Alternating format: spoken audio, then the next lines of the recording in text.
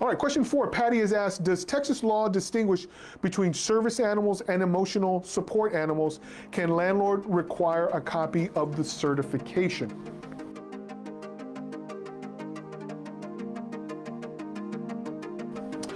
So this involves both federal law and state law.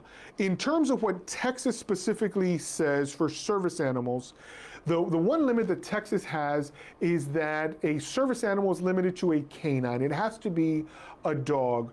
Now, service animals are specific and different from emotional support animals. A service animal is typically a seeing eye dog or an animal that is trained for a specific purpose.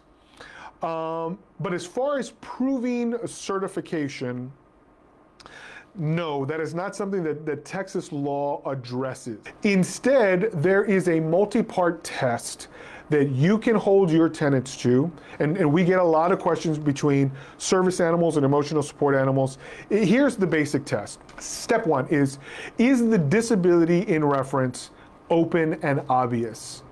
Blindness, obvious. So you can tell without asking a whole lot of questions when a tenant or an occupant is blind. So that they have an animal that is a seeing eye dog. In Texas, it's limited to a dog. They have a seeing eye dog. That's easy. It amounts to a medical device. It is not a pet. And so a pet deposit cannot be charged, nor can a pet fee. Now, if that seeing eye dog happens to cause damage, that's damage that can be ascribed to the tenant and can be charged to the tenant. In fact, eviction can be instituted in certain situations where damage is caused to property that's not otherwise paid for by the tenant. So yes, that's possible, but in terms of requirements for certification, again, if it's an open and obvious disability and they have a dog that is set to address that disability, that's essentially where the conversation stops. If you're going to ask for anything, it's not technically certification. You could ask for a letter from a medical provider establishing the need for this dog and this dog serving that purpose. But as far as certification or training, there's not yet a mechanism for demanding that in an eviction or from a tenant. Now, when it comes to emotional support animals, that's a little bit different. You can demand that you get something in writing from a medical professional is what the law says. A medical professional. So this is somebody like a doctor or a nurse. It would not be someone like a counselor, and it could be that the letter that they get is from someone out of state. But unless that person is licensed to practice medicine in the state of Texas, that's not valid notice.